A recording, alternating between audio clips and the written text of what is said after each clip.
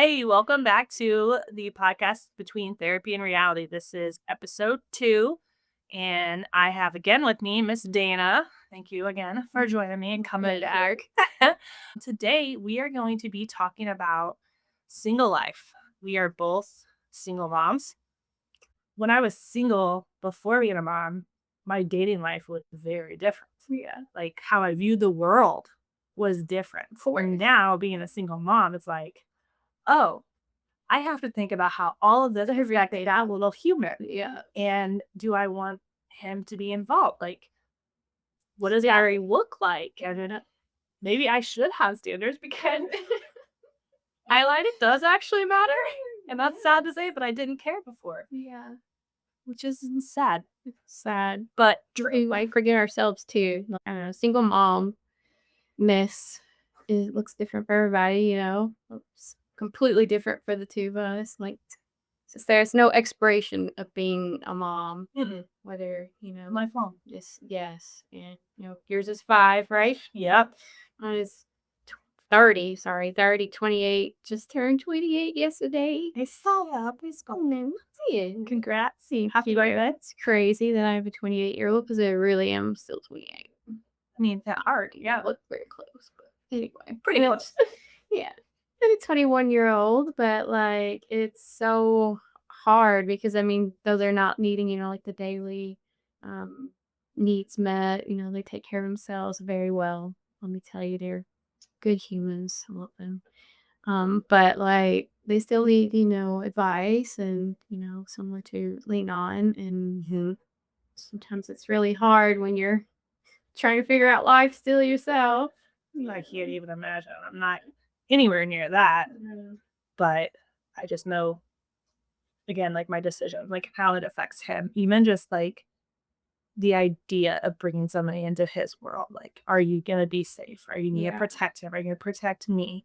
How are you gonna fight with me? Like, are we gonna make it work or are we gonna throw hands? I don't know. Yeah. Crazier things have happened in the world. Right. Yeah.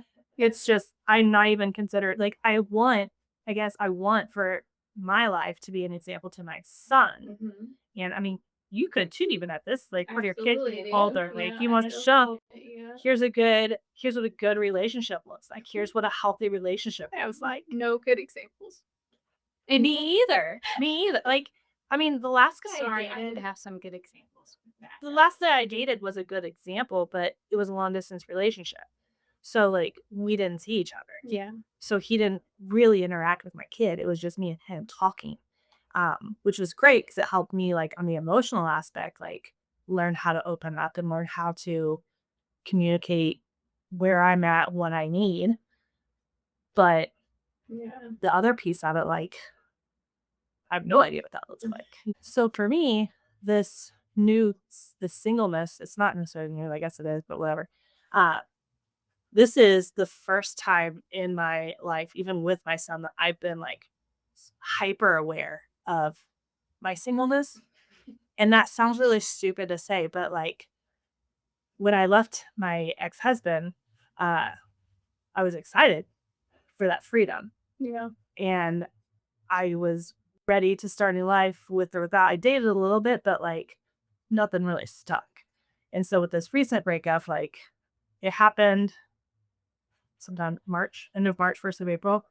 And then when Mother's Day came around, which is a long time from the breakup to whenever I had the realization, like a month now.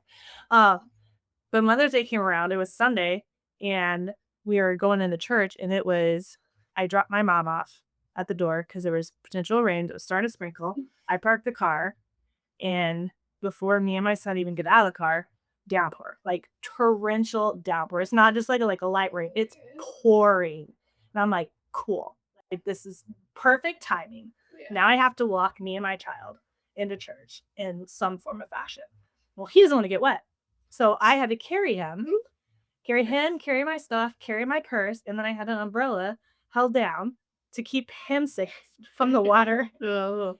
And walking down, like, it wasn't that far, but like 8, 10 cars deep from the parking lot and just drenched from the waist down. I would flip. And I I kept I was like, I'm gonna do this. We're gonna show up. We're at church. We're here. My mom's already inside. Like, we're gonna do this. It's gonna be a great day. But as I'm walking, I'm holding this umbrella. I'm holding him. My purse pops open in the meantime, mind you. So my purse is getting drenched inside.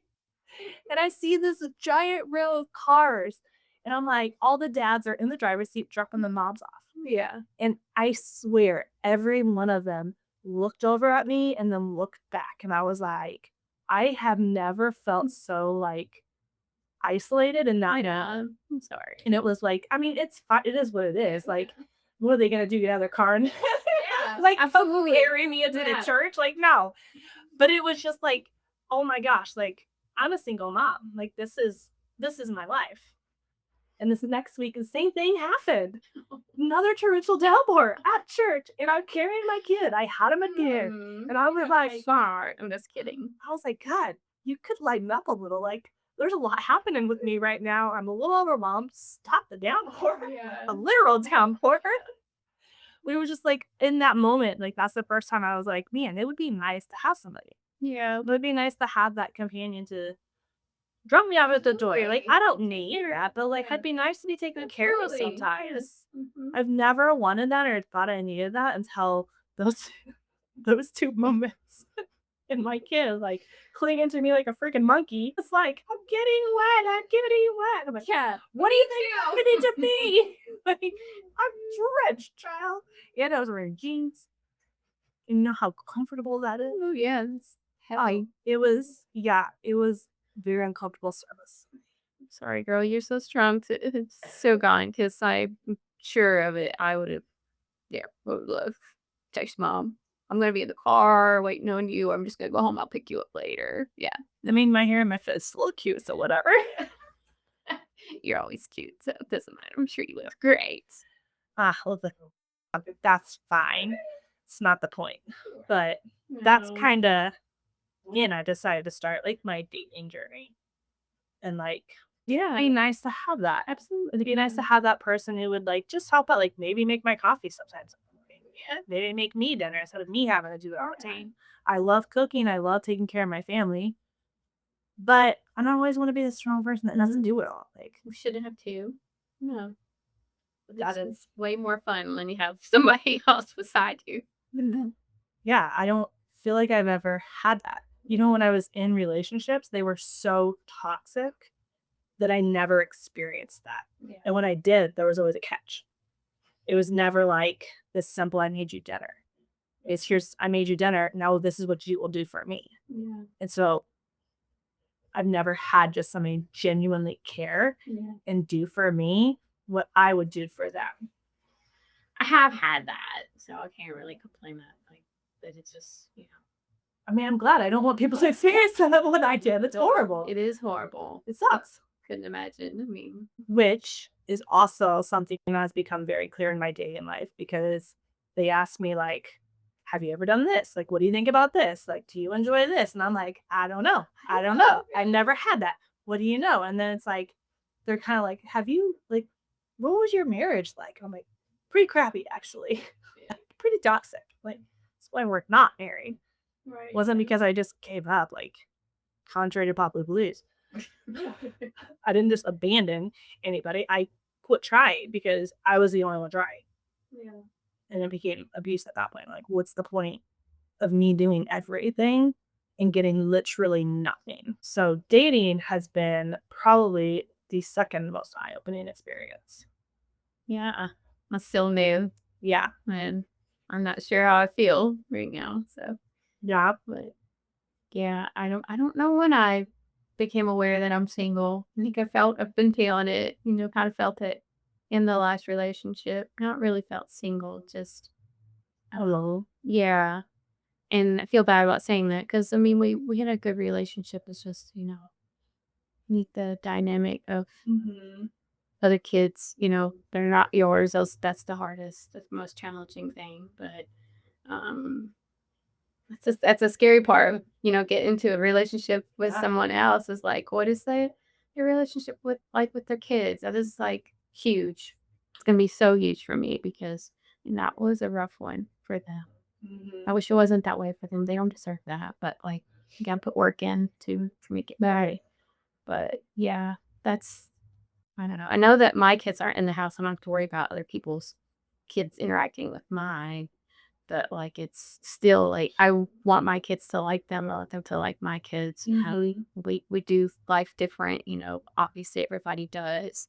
But like, just because I'm proud of my kids and what they do and how they are doesn't mean like that person is. But I don't know. And that's why dating is scary and confusing Mhm. because I can tell you all the things in the world I do not want out of a relationship, out of a man. Yeah. But when it comes to what I do want, I think I know, but I'm not 100% sure. And like therapist here, I can tell my clients exactly what to do. Have I done it myself? Not yet. It's okay. Not quite there. I'm here to give the advice and, you know, to live it. Oh, the scariest part is just like maddening myself. It's just myself. I'm in my head too much. Like I Yeah. know how I get attached too easy, too quick. Oh. No, I don't know.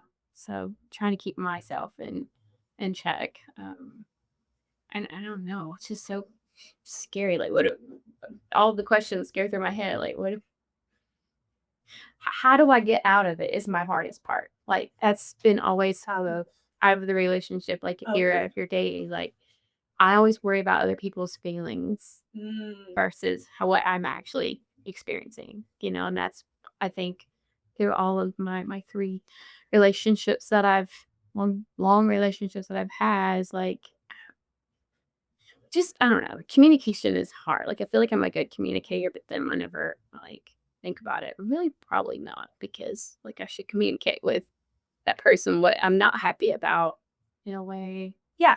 And then if it doesn't work out, like it's okay to just leave. Not just Yeah. leave, but like, It's okay to say this is enough. they worry so much about like their feelings and what's gonna Your happen to other them afterwards, just like last right. week. What I heard, I don't want to share completely. It's just like that was I thought I was past it. Mhm. I don't know. So I get hung up on their feelings, even though it's Which okay to let go. is good to have empathy and for the other person, but you also have to know you matter too. Mhm. And that's where, like for me, dating has changed because not that I cared that much about that sounds really bad. But I have no problems being like, hey, this ain't working. And to be honest, I did it twice with my ex-husband. This isn't working for me. I need something different. And then it shifted for a period of time before it got Mhm. ugly again. And you're married when it got ugly again. I'm pregnant actually. So like I get being worried about other people's feelings, but when it comes to relationships, somebody will always be hurt. Yeah. And that's just the reality, but it's also not your problem. And that's Hard. harsh. That's harsh, but it's not you cannot carry the weight of that person all the time, or that's where we put ourselves in bad situations and we end up in domestic violence situations. We end up in toxic relationships. We end up sad, depressed, lonely. We can become alcoholics. We Yeah. become like this horrible person we don't even like or know anymore because we're so busy masking ourselves to make them happy. And there has to be a balance. Yeah. And if there's not a balance, what's the point? Oh. And I think that's why it's important to have these conversations. This is one of the podcasts. So, Yeah. like, we both experience this to some degree. And what do we do with that? Yeah. How do we move forward with that? How do I move forward with that? Stop caring. Cold. Oh, cold. I think it's really like depersonalizing it. Like, and that's like, you have to know where the line is. And I've had this conversation 1,000 times with my clients. Like, what's your line? Where's the line in the sand for you? What is it the point that you say, okay, you've gone too far. I'm done. Yeah. And in that, you have to also express, like, here's my needs, here's my wants. Can you meet that expectation? And if you can't, I'm out. Yeah. And they can say it all day long. Great, cool. I've heard 1,000 times, yeah, I got you. I'm gonna do that. I can totally do that. I can support you, I can take care of you. Okay, show me. I just get Show that up. I just suck. I just suck at him. Like that's not what I was looking for. Yeah. If you don't show me, why should I stay with you? Now I call it false advertisement because you're telling me one thing, you're saying this, you're saying that, but there's zero action. And like actions are what matter. At the end of the day, the behaviors are what matter. Yeah. So show me who you are. Stop telling me. I don't care. Your words are they're cute. You look cute. When you saw great, good job. Now shut up and show me. I don't know. It's like kind of a circle back, like to. I mean, yeah, it still falls in with the singleness and stuff. Being single, and like really how to navigate having nobody else in the house and still trying to be mom of, these amazing adults. But like, um, I know I found myself like relying on them too much emotionally. Like when things aren't going right, they were like my first to go to, and never realized like so how much that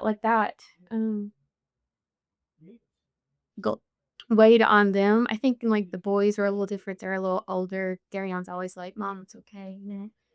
Um, he will listen and I'd cry on him all the time, and all three of them will. Getting on.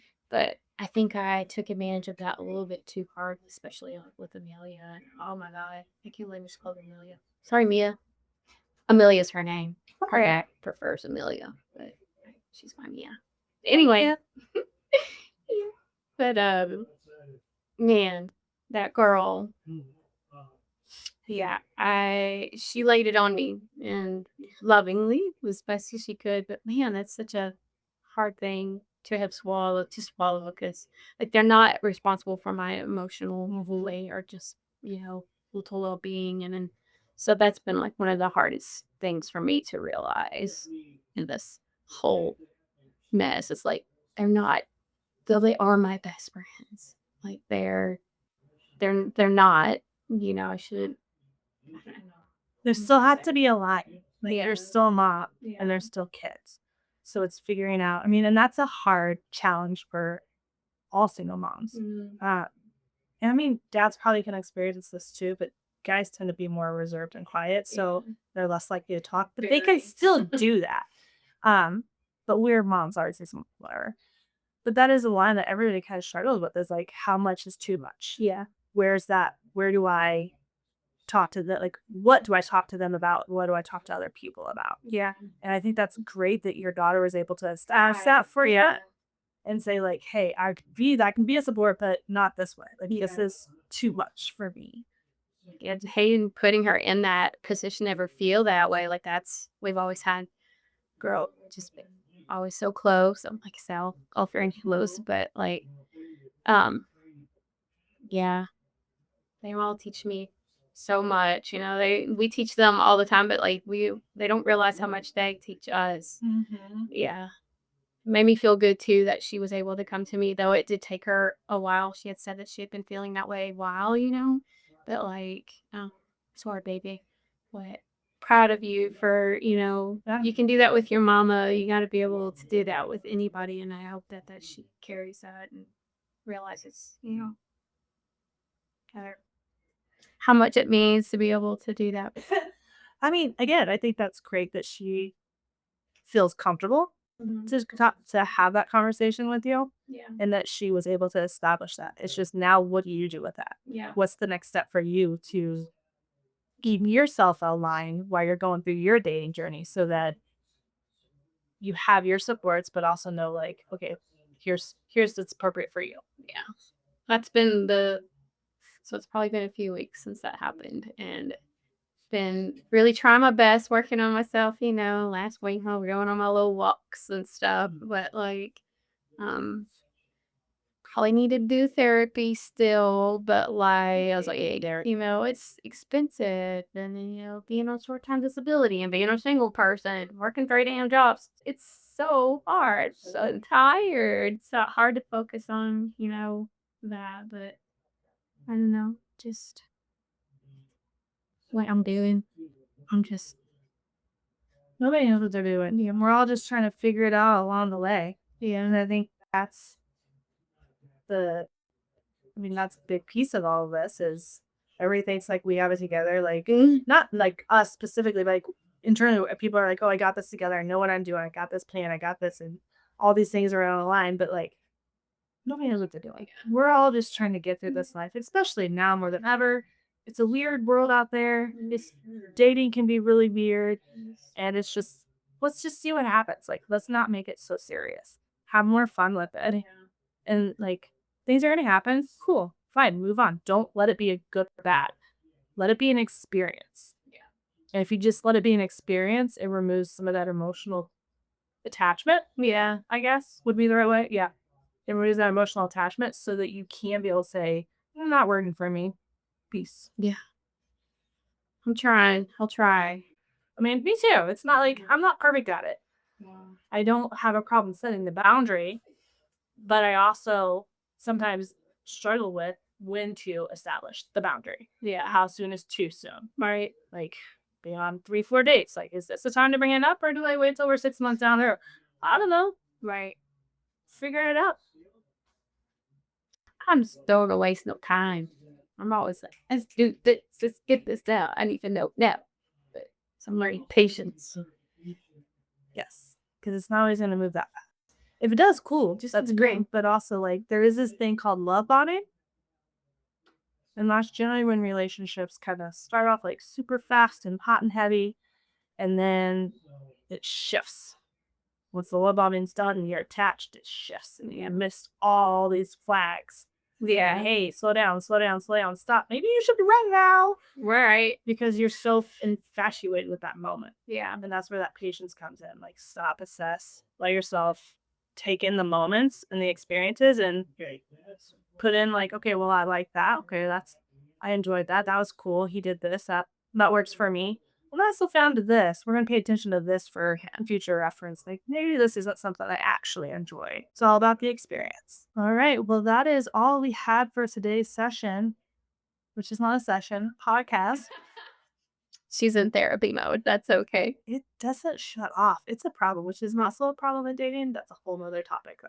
We talk about that for hours. Anyway, that's all we have for today's podcast. You can contact us by commenting below, or you can email me at podcastbtr26@gmail.com. Thanks for joining. Thank you.